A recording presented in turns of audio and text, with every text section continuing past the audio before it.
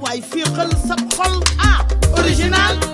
neexal bu te am na gu original 100% pur jus de fruits. Sénégal ka fay kan ngi yegsi na fay say facture moo ci gën a gaaw. ngir ñoŋal seen dundin bés bu ne Eric Favre Nation ubbi na ay buntam fii ci Sénégal ak ay large gamme de produits yu wër àdduna wërngal këpp ñu saytu ko ci laboratoire français yi gën a mag moo xam da nga bëgg a yokk sa masse wala dindi sa graisse mbaa sax nga bëgg a yokk sa cawarte yokk sa ngóora ci sa néegu sëy daw leen gaaw consulter suñu site web www.ericfavre-nation.sn wala nga woote ci suñu numéro commercial bi 78 689 33 98 ñoo ngi fii ci Dakar Olympique Club ci yoonu Corniche Ouest bi. balaa ñu ñëw ci saison déwén bi Lamine saison ren bi noo gisee liggéeyu CNG ren boo ko doon jugé. bon xam nga CNG bii fi nekk gars yi amoon nañ ci ñoom yaakaar am ci ñoom espoir bi ñuy doog a ñëw ñu ngi doon doxal di continuer di doxal ba saison bii ñu ngi doxal mais aussi tam bu nit ñi focus ci li doxul ñu bëgg a jël lépp mettre ko à la poubelle.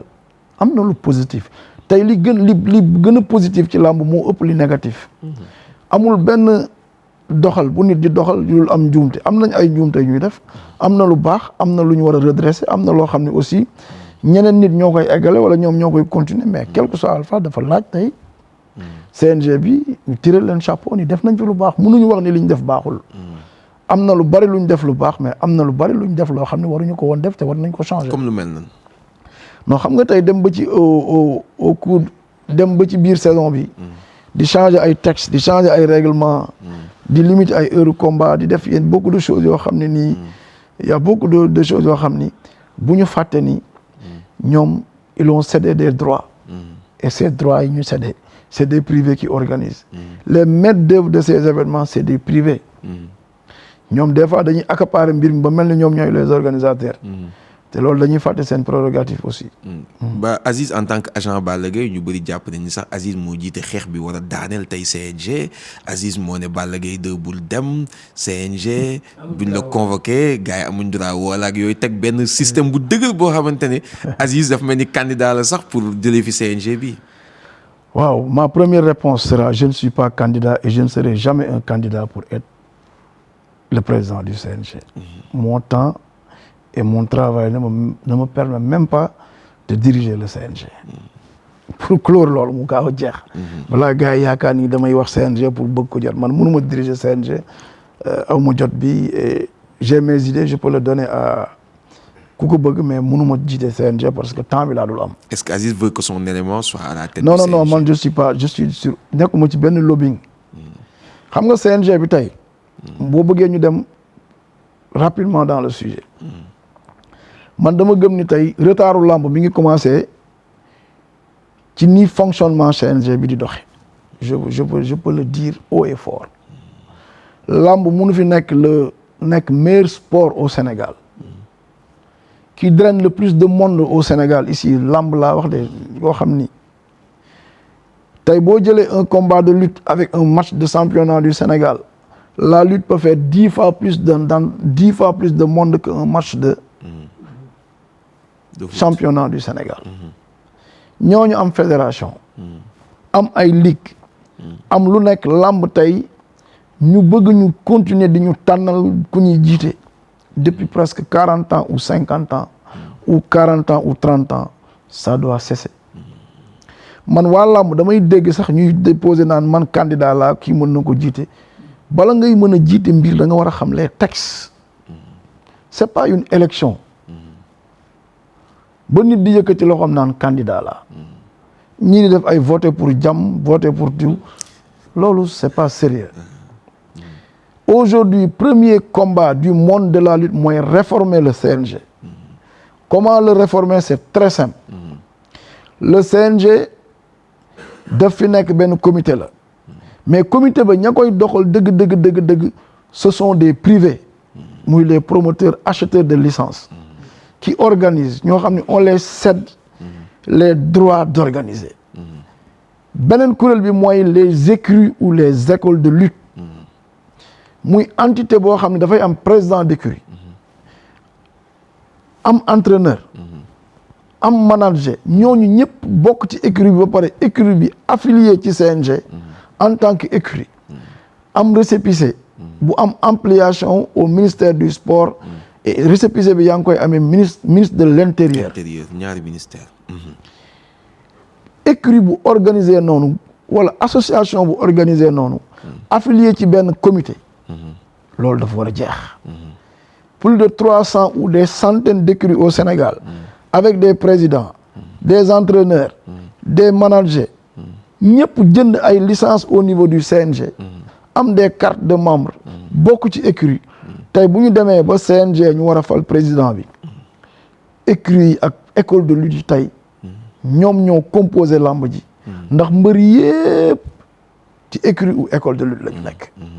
muy association ñooñu ñoo war a jël les présidents d'écurie ou d'association ñoo war a dem aux élections wala un membre d'une écurie désigné muy l'ensemble des écuries ñoo war a dem élection nag mu doog a am candidature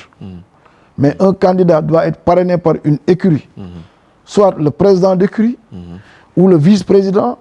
ou même le manager ou même quelqu'un d'autre dans l'écurie qui forme une association affiliée au CNG mais lamb waratuñu nangu ministre ñëw di ñu tànnal njiit fédération football de Sénégal fédération karaté judo kenn du leen tànnal njiit te yooyu yëpp lamb leen gën a dox ba pare ñun depuis 30 ans ñu am comité te mën a dem ci fédération ku ñu wax ni mënuñu dem ci fédération daf ñuy nax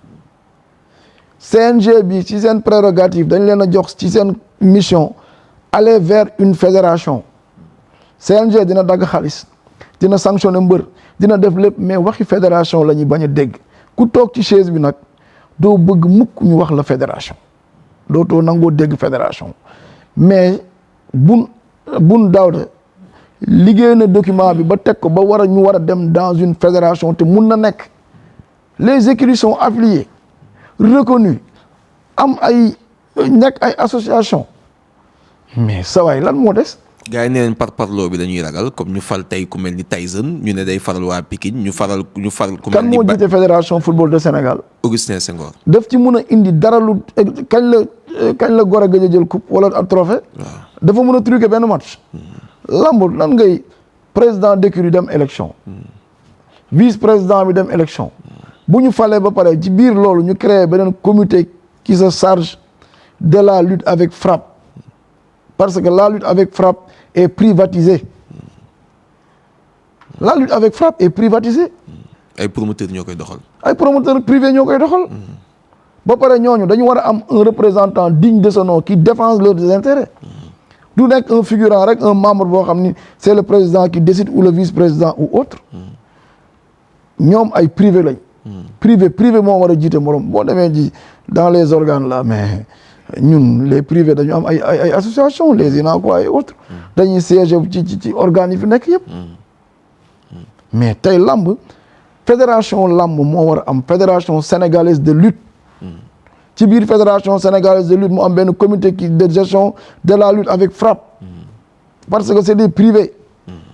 mais lamb ñu bëgg a nekk fii depuis 40 ans 30 ans ñu ñuy tànnal ku ñuy jiite buñ ñu nax nañu wax dëgg li dëgg bi mooy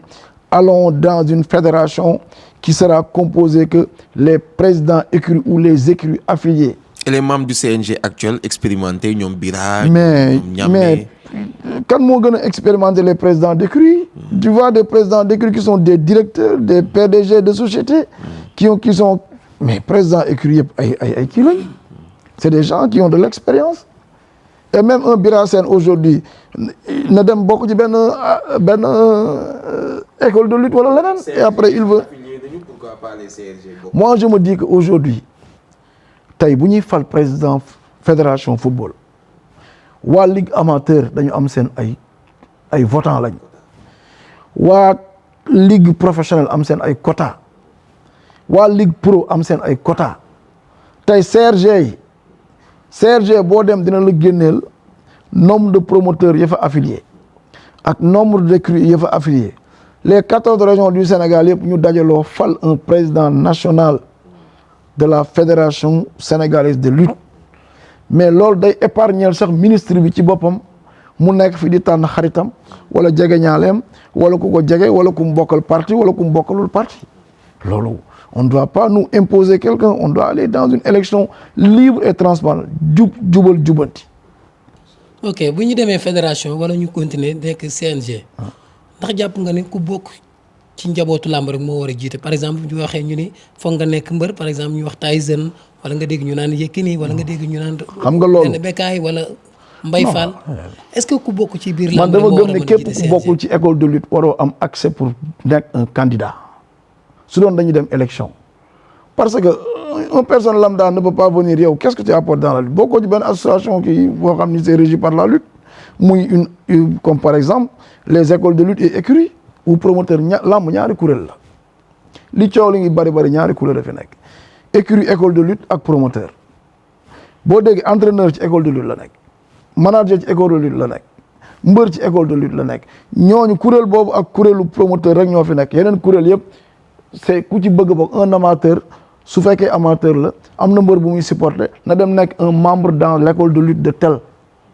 su boobaa su bëggee nekk un président fédération de lutte na dem ci école de lutte bi mu bokk membre ça va permettre aux écoles de lutte aujourd'hui ñu am maximum de membres soo bëggatee wax ci dara da ngay dem bokk ci association yi mais aujourd'hui da ngay gis koo xam ne bokkoo ci benn association xëy créer association des amateurs les amateurs doivent affilier dans une écurie bokk ñu xam ne kii écurie tel lay supporter tel comme bu njëkk mais da ngay gis benn waaye jug fële jeune amateur grand amateur ancien amateur te koo ci wax mun la man je suis neutre contre qui la neutralité n'existe pas mon frère. ok bu ñu demul fédération ku ne xam na ni saison bi 1 mois moo ci des pour mu tijjiwaat. parce que mu ngi war a tijji le 1er octobre. jàpp nga ni Bira Sène dañ ko war a bàyyi mu continuer. moi je suis contre moi man mon combat su ma doon combat. Bira Sène aujourd'hui son plus grand mérite c'est de prendre CNG bi def ko fédération loolu moo la war a def premier combat mandat bii li mu leen war a wax bu ñu toogee on veut aller dans une fédération voici li ñu fay yóbbu loolu la ñuy xaar ci Bira Sène te su boobaa moom Bira Sène na dem affilié ci benn écurie bu ko écurie boobu mandaté mu ñëw nekk président CNG mu dem élection su gagné diriger il est libre su fekkee ni il peut défendre son bilan kay il va aller diriger mais à condition que mu war a nekk mu waratul nekk une personne rek choisie par un ministre soit son ami ou son frère ou quelqu'un bu mu bokkal parti dem ni ko demal jiiteel ma wàllam sont les cracks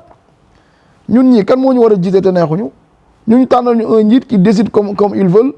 ñuy piétiner les textes di dagg mbër bi gauche suba droite mais su boobaa ñu rédiger réformer tous les textes ku ne xam ne lii mooy lii lan mooy régir un promoteur yan condition nga koy nekkee lan moo tax kii di nekk mbër yan condition lañ koy nekkee mais ces textes là sont archaïques lépp la ñuy changer ñoom bu dagg xaay jotee ñu rechanger les textes en cours de saison même mais waxi fédération kenn nangu ko ci ñoom président bu fi ñëw da ngay diriger rek te seen li ñu leen jox prérogative yi dañ leen wax ni leen aller vers une fédération texte boobu duñ ko mës a lire ndax arrangé wul ki fii nekk. yaa ngi wax waxu dagg depuis boobu ba léegi dagg bi dafa mel ni neexul la de dagg bi ñuy dagg. non bu tegoo ci texte ñu bañ koo def en cours de saison. dem ba ci biir créer loo xam ne parce que bu ñu waxante dëgg ah l'ensemble des textes du CNG mène que vers dagg sa xaalis dañu waxante dëgg sanction yi lépp dagg sa xaalis la rek xaalis boo indiwul dañu waxante dëgg fayoo mbër promoteur bi jox na la ay droits d'organiser nga jaay ko des droits def sa poche ci biir événement promoteur nga ñëw sanctionné ci un mbër jël ci moom 5 millions 2 millions 3 millions def sa caisse loolu tam sa waay dans la tête d'une personne normale. pourtant loolu moo fi mas di am. mais dafa jaaduwul taw Alioune Sarr ba léegi. sa waay est-ce que ñàkk a julli yàggu fi dafa tax mu dagan jaaduwul ñàkk a julli bis bu jot nga dégg ko di ko mu julli taxul mu dagan. mais lan moo tax temps boobu doo ñu la dégg. ngay man ci ñi ko dégg temps yi ni ngay insister. man dootuma fi nekk di sànnil ay nit xeer dañuy ànd bokk ndoo mbiram damal xool ci sama ay déclaration 20 ans 10 ans derrière. je me suis levé un jour sax wax naa ko fi wax boo xam ni wax bu rëyoon la sax jégalu woon naa ko le CNG se nourrit que du riba mos naa ko wax mu nekk un titre coow bu bari parce que dama gëmul ni ci CNG bi mënoo ma jox les droits cédé ma ko ni ma jox ma 3 750 000 pour organiser. maa fay stade bi sécurité bi man maa dem joxe per diem ñoom ñu mun a ñëw. yow nga ñëw ci sama biir événement man maa war a liggéeyloo Balla Gaye ak ak Tafatine. ak Tafatine ci cahier de charge bi ma signé ak ñoom li ñuy liggéey dama leen wax heure tel la war a commencé heure boobu ñoom commencé wuñ nga dagg seen xaalis jël xaalis def sa kees Balla Gaye ma ne ko ñëwal 19h ci sama contrat ak moom Balla Gaye ñëw 19h30 mais boo ko daggee xaalis kon nga dagg yow fayoo mbër mi man maa ko fay boo ko daggee man nga war a dajalewaat lépp jox ma ko même bu ma koy mayaat mbër mi sa yoon nekku ci yow da ngay dem tribunal ñu xeex ci un dossier ma gagné la tribunal daf may jox li ma gagné bu ma la koy may ak mayu la ko yoonam nekku ci mais ci yoon mooy promoteur bi joxe xaalisam fay mbër bi faute bu mbër bi mën a def ci contrat bi ca loxo ka mu amuloon contrat la war a dem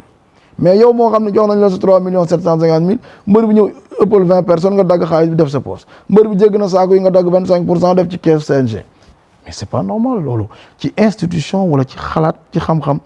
képp ku ko mën a daganal rek da nga ko daganal ci yaama neex mais loolu warul am c'est heure bu mbër fautee nañ jël xaalis ba delloo ko ka ko doon liggéeyloo CNG liggéeyloowul mbër bi dañ ko superviser loo ndax ñi nga gis ci suufu làmb yëpp ñu ngi leen tudd ay superviseur jël xaalis jaaduwul d'accord ma ci man.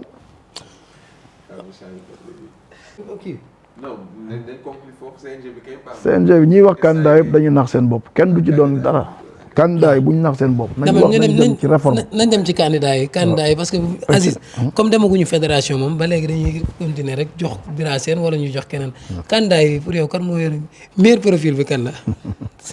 xam nga gars yi wax naa la am na Kandji. waaw am na Jamaïcain. am na Bekay Mbaye. Mbaye Fall. Tyson ñu ngi koy tudd.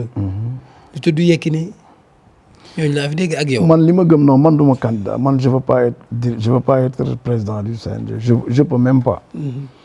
mais li leer ba leer mooy ñoom seen premier combat wax naa la ko moo war a nekk réforme. réformer le CNG mooy lii day tax ëllëg ñoom ku ci ne mën a wax ni man candidat la mais dans ces textes là et dans ces conditions là le CNG n'a pas du élection nomination la. ñoom li ñu war a ñëkk a combattre mooy que mbir mi dootul nekk nomination seen premier adversaire c'est la nomination d'un président leur premier combat c'est réformer le CNG bu ñu jëm ci des élections libres et transparentes. loolu moo war a nekk candidat bi gën a mag ci CNG tey mooy réformer les textes. ba ñuy dem ci élection ba ñu nekk nomination. c'est seule la lutte bu fi nekk le mooy meilleur sport ba léegi ñu ñuy nommer madame le ministre. maa ngi lay ñaan en tant que acteur de la lutte nga bàyyi xel ni làmb bëggatul nomination dañu bëgg a dem dans une fédération boo xam ni nous sommes bien organisés pour aller dans une fédération li la gars yi di wax yëpp dañ lay nax